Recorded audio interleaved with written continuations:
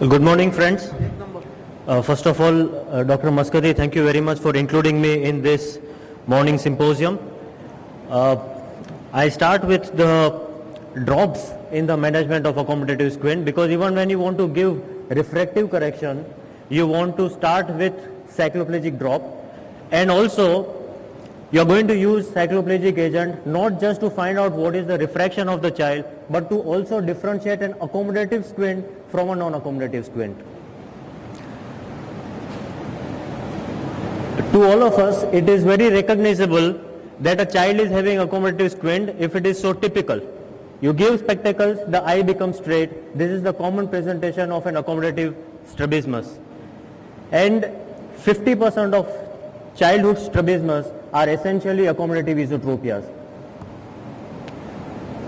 Now, accommodative esotropias are almost never from birth. The earliest report of accommodative esotropia is after 4.5 months of age. So if a child has presented to your outpatient department with the complaint of having a squint before 4 months of age, it's almost impossible that this is an accommodative strabismus, because accommodation develops between 4 and 6 months of age. So before 4 months of age, any strabismus is unlikely to be an accommodative esotropia. Now, one very simple method I am going to show you, which is useful to differentiate any accommodative component in a patient with esotropia, whether there is hypermetropia or no hypermetropia, low hypermetropia or high hypermetropia. If you want to differentiate the child having an accommodative component versus a non-accommodative type of squint, you use atropine eye ointment or eye drops. For example, around 35% of patients who have esotropia with hypermetropia, when you give them cycloplegic agent for a prolonged period of time, that is around 3 days, they lose their drive to accommodate, and under atropine you find them having straight eyes, as you see over here. And these are called as fully refractive accommodative esotropias with normal AC by A ratio. You just treat them with spectacles and you are done. Now, the cycloplegic agent that we would strongly recommend you to use is atropine sulfate, either use as an eye drop if it is an older child, or preferably use an eye ointment, which is available as 1% eye ointment, to be used twice a day for 3 days.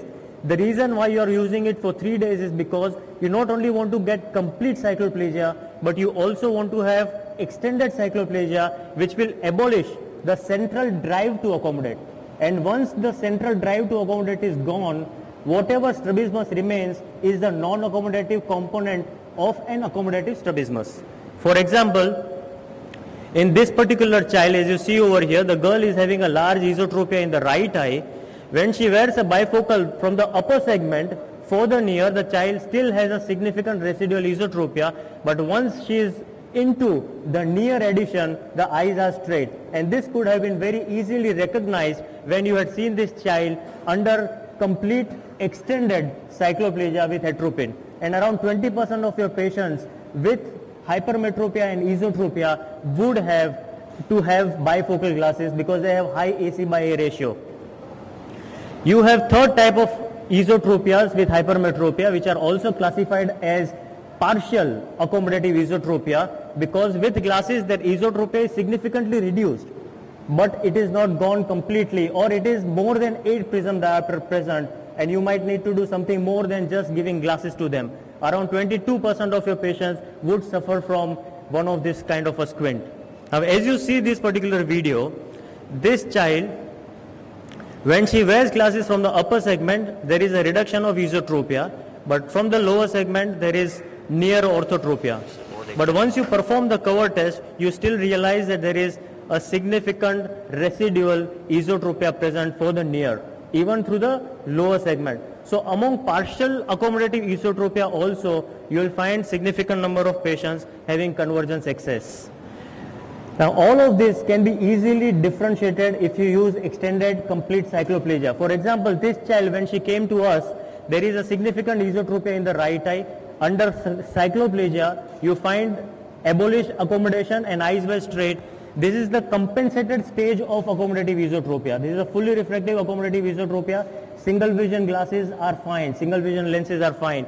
But when she decompensated, as you see over here, even under cycloplegia, she continued to have significant esotropia, which cannot go away even with full cycloplegic correction. And these are the patients who require surgery, and at end of surgery, they remain straight for the rest of their life. So you can pick up the worsening of accommodative esotropia if you're using atropine cycloplegia, as you saw in the previous slide, and as it is visible in this slide, around 15 to 30% of your patients who have accommodative esotropia are running a risk of decompensating from left to right. As you see over here, the child having fully refractive accommodative esotropia slowly decompensated into a partial accommodative esotropia, and for a non-accommodative component, you still have to go ahead and do the surgery for them.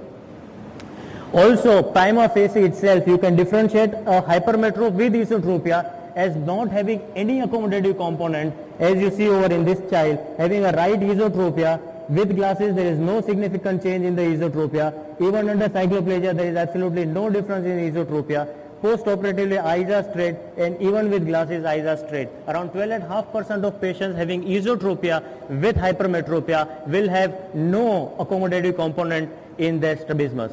Now, this is not described in literature. What this next 2 or 3 cases that I am going to show you are not yet described in literature. As you see over here, these patients present with exotropia. But when you correct their exotropia, you realize post-operatively that they have produced an esotropia which is fully corrected by hypermetropic correction, and you could have easily diagnosed them if you had done cycloplegic refraction at this particular time with atropine, and under atropine the eyes are straight. This is second type of exotropia which has an occult accommodative esotropia. As you see over here, this child with intermittent exotropia post-operatively having a straight eye is actually having accommodative esotropia. As you see over here, eyes are orthophoric after surgery with glasses, but once she is off glasses, alternate cover test very clearly demonstrates accommodative component of esotropia in the right eye. So even in exotropia, you may have an accommodative component which will manifest to you after you have corrected them with surgery. The same statement that accommodative component can be easily differentiated from a non-accommodative component with extended complete cycloplegia holds true if a patient has a coloboma or an albinism, or these are the children, one having infantile esotropia which does not resolve under cycloplegia, while this is accommodative esotropia, the elder sibling of the same child is resolving completely under cycloplegia. So one child having accommodative esotropia, another one having infantile esotropia in the same family.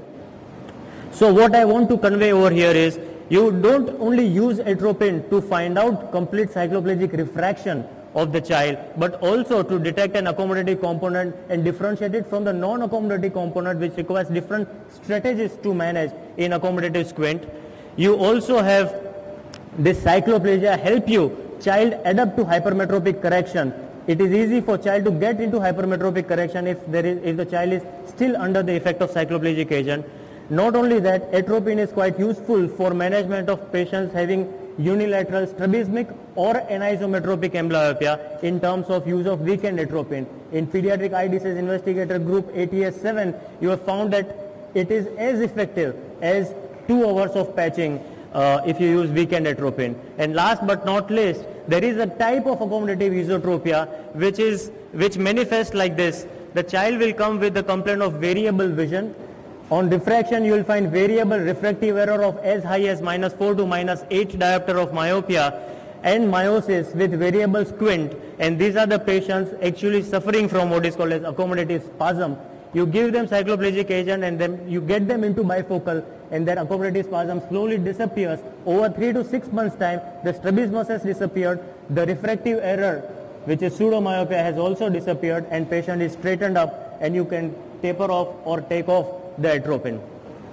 This is the only condition where atropine will not be able to differentiate an accommodative esotropia from a non-accommodative esotropia. In fact, von Norden doesn't even classify this as accommodative esotropia. It is called hypo or non-accommodative type of convergence excess type of esotropia. For example, this child is not having any refractive error and eyes are straight for distance, but there is a significant esotropia on the left eye, but through the bifocal near red of +3 diopter, the child's eye is fine, it's straight.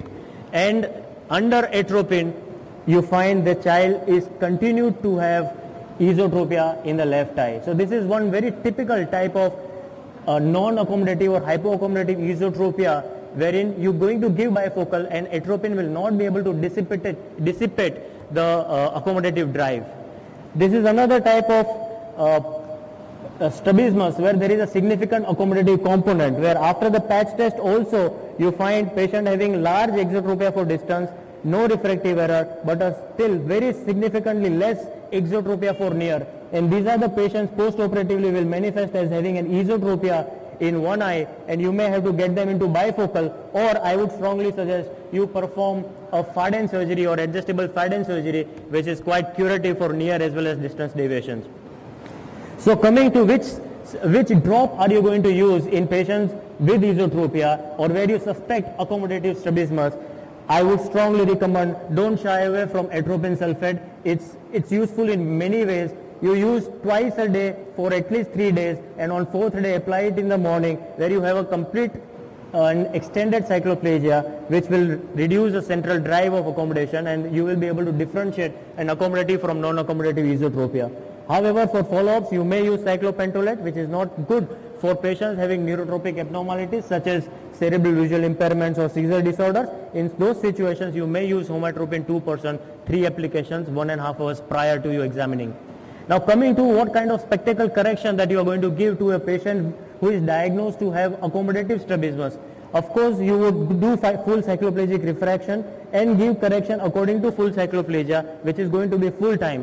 Essentially, a single vision lens or a monofocal lens is given where the strabismus is less than 8 prism diopter different from near versus distance. And if power is anything more than 1.5 diopter, even a child who is 1 year old having esotropia, you are going to prescribe. So your aim is, in patients whom you prescribe spectacle, is to straighten the eyes. That means you get it within 8 prism diopter, you develop fusion for near and distance, and you make sure that child has developed stereopsis, preferably on a test such as a Lang test. Once you get straightened up eyes, your next aim of treatment of accommodative strabismus is to get equal vision on both eyes. In around 30 to 40% patients with accommodative strabismus, you have unilateral amblyopia, and you treat it with either patching or atropine drops. Dr. Nipa is going to talk about it. And last but not least, you have normal vision on both eyes. Once you have that, if at all the amount of strabismus is more than 8 prism diopter, the residual amount, but less than 12 prism diopter, you can give prism glasses which is split into 2 for both the eyes. If it is more than 12 prism diopter, the patient is eligible for a strabismus surgery. Now, giving spectacles, getting equal vision and getting normal vision is the initial part of management of accommodative strabismus. Your next part of management of accommodative strabismus is to get them rid of their spectacles. That is to get emetropization process, which is an active process, and I strongly recommend you follow Hutchinson's protocol or you follow Janet Atkinson's protocol, in which once you have achieved all the 3 goals which I just enumerated, you start undercorrecting the child by 1 diopter sphere and by half diopter cylinder. Every 6 months you keep seeing the child, and you will be happy to know that within a short period of time, if it was 30% patient who used to emetropize, around 80% patients by around 14 years of age are off spectacles. There are situations where you want to give bifocals. Essentially go for full plus 3 diopter addition when the child is less than 10 years of age. You need to go for executive design. Must have a design which cuts the pupil at the center, as you see over here. Avoid D or cryptoc bifocal or even progressive addition lenses, because child wouldn't know when to look and from where to look while child is looking at near. For example, this is the child where I am most happy regarding the executive bifocal. It's a high near segment, and most of the opticians will shy away and reverse counsel the patient. The child will not be able to adapt to this kind of spectacle. Sometimes executive bifocals are either not available or extremely expensive. In such situation, you may give flat top, or it is also called as an inverted D bifocal, but this is something which is really no. It's not going to be useful for the child for the near usage. This is another situation where you might need to give executive bifocals post-operatively. And then how to get rid of bifocal glasses. We already spoke about monofocal, how to get emetropized.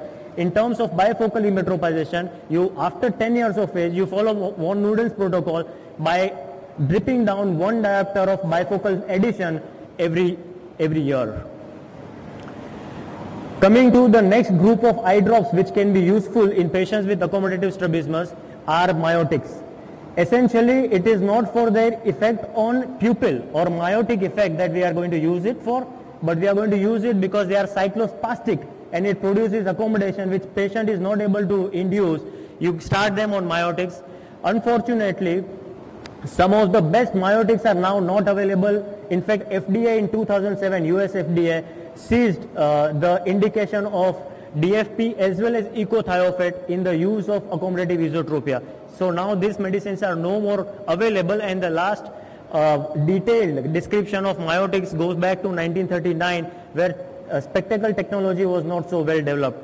I think because of multiple side effects such as brow ache, iritis, iris cyst, and low, though important incidence of retinal detachment are reported with the use of miotics, I think miotics don't have a significant role in the management of accommodative strabismus today. Coming to the refractive surgery, LASIK or PRK have been found very useful to take care of only the accommodative component of the refractive accommodative esotropias, but the non-refractive part or the non-accommodative component will still need to be managed post-operatively with the surgery. And last but not least, coming to the role of Botox, I think it will be covered by Dr. Muscati in his coming up lecture. Thank you very much for your kind attention.